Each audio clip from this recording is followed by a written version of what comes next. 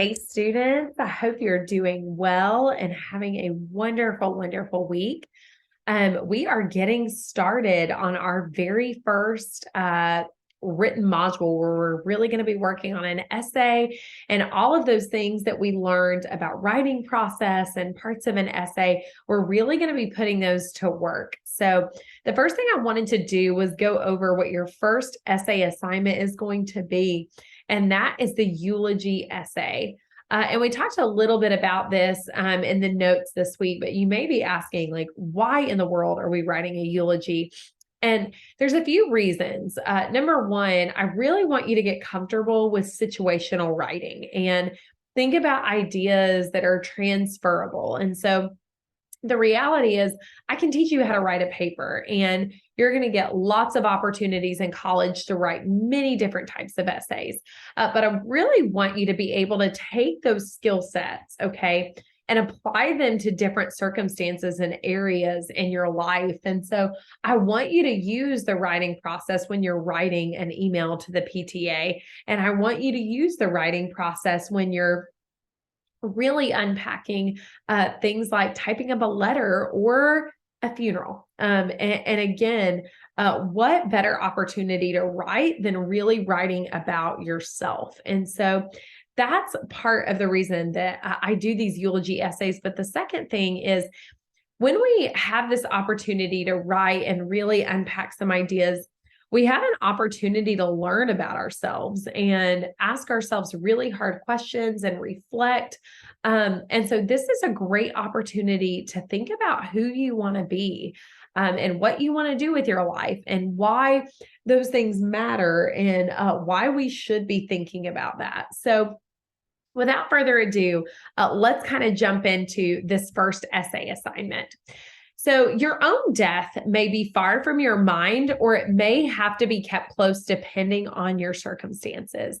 Either way, it's never an easy thing to think about.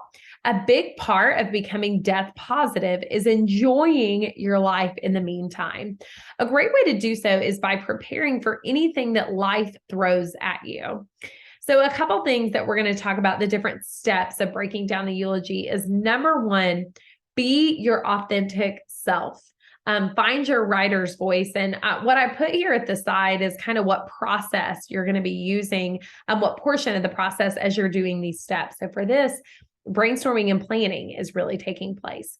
Consider consulting a loved one. Again, that kind of falls into the brainstorming and planning category. Create a good writing space when you're drafting. Walk away from your work. Again, that has to do with drafting, and then revisit and finalize, which is really the revising and editing portion. Examples of writing a eulogy for yourself. Writing your own eulogy, though emotional, should be empowering. If you're at a loss for what a eulogy is or where you'd even begin to write your own, I've provided several steps below. And also, we're going to take a look at a lot of examples this week. In one of our discussion boards, we really unpack different YouTubes and we look at some eulogies from different types of people that have different audiences and different purposes. And then I'm also going to give you a couple examples from prior students, and so that you can just really get a wide variation of what a eulogy is. But one thing I really want you to understand is a eulogy is really personal to you and based on really you and who you are and who your audience is. If nothing else, think of this as a tribute speech about yourself, what you loved, what you learned, and what you would want others to know after you are gone. I want you to consider what your life message is. And if you don't have one, this is a great time to consider what that should be. So number one, be your authentic self. By writing your own eulogy, you have an incredible opportunity to say exactly what you would want said about you and your life. You should make it feel as though you're still in the room with your loved ones. And most importantly, use your own voice. In all honesty, you can write whatever you'd like, but you need to consider your audience. How would you speak to them? Are you a formal, traditional, loving person? Are you a jokester? Are you a class clown? Because these truths will shape how you create your eulogy, because it's going to really play into your word choice or your vernacular. It shares a lot about who you are and the audience that you'll be engaging with. It may also be helpful to pretend as though you're writing the eulogy for someone else. For example, you can address different loved ones by saying, and I'll use my name as an example, Logan would want Wheeler to know that she'll never forget the first time she fell in love with him. Or Logan always wants you to remember not to waste your time. So yes, that means Olympic style walking everywhere you go. You don't need to make this heavy or even sad, and you shouldn't shy away from inserting anecdotes or bits of humor if that is your typical persona. It's probably what your friends and family would want to hear anyway, so be authentic. Guys, some students kind of get fixated on the idea of death, and so they write a lot about their experiences and their hardships and their trauma. But what I want you to remember is what I want you to focus on in this eulogy is who you want to be. I want you to imagine that you're 90 years old when this eulogy is written. What do you want said about your character? What do you want said about the things you accomplished? What do you want said about the relationships you've had? Really use this time to focus on the good aspects of your life, the things that you would want said on that last day. And if you're someone who's like, I've been through a lot and that's an important aspect of my life, that is great and that is fine. But spin it in a positive way. Talk about how you were an overcomer or how you, despite hardships, achieved greatness. I really don't want this to be something that's heavy or dark. I want you to use this time to really write something that molds and shapes the person that you want to be remembered for one day. Consider consulting loved ones. Above, I kind of talk about being yourself and being authentic. But for a lot of us, it's really hard to write about ourselves, and it's really hard to brag about things in our life. So I want you to think about talking to somebody in your family or one of your friends so that you can kind of step outside this and write from an objective perspective. Think about So bottom line, here's a few key questions you can think about to ask those people that are important to you in your life, so that it can be easier to cultivate some of these ideas that may be really challenging to say to yourself. When you think of me, what are some of the key qualities that come to mind? What are some of your favorite memories of me? What do you see that I value the most in my life?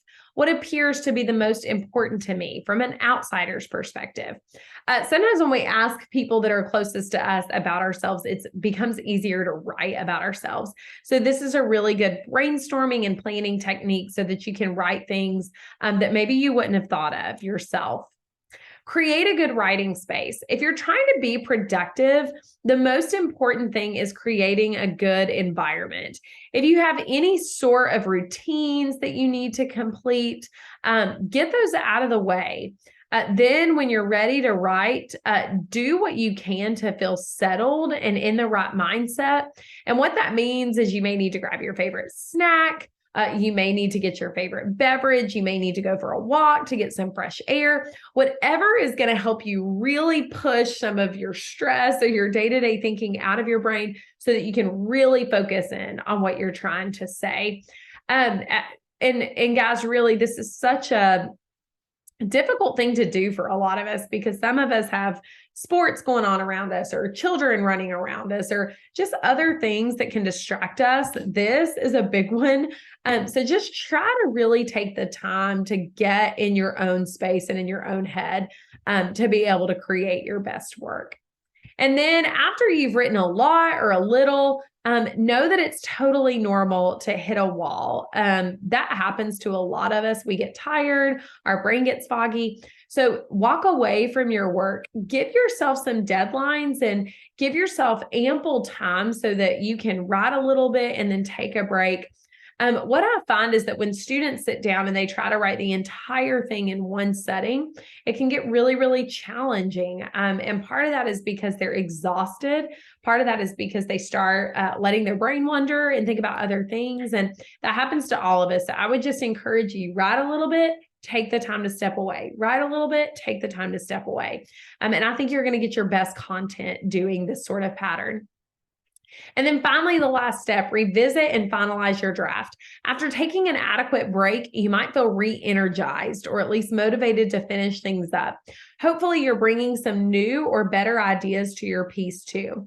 And you may even want to edit your eulogy over time. You may choose to hold on to your original drafts or even give them to someone to share one day at your funeral in hopefully a very, very, very long time. And these older drafts can serve as letters to yourself. When you're rereading these drafts, consider reading them out loud. Does your language sound awkward? Is it too formal? Is it choppy? How's your grammar looking?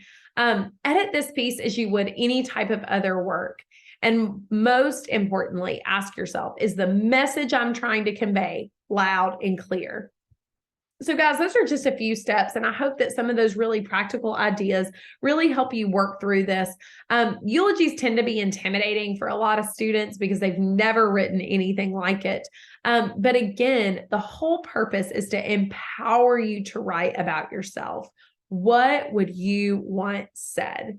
I think if you start there, anything you come up with is really going to be exciting for you to write about.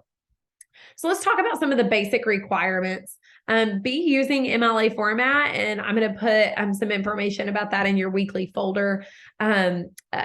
Very basic fundamentals of MLA.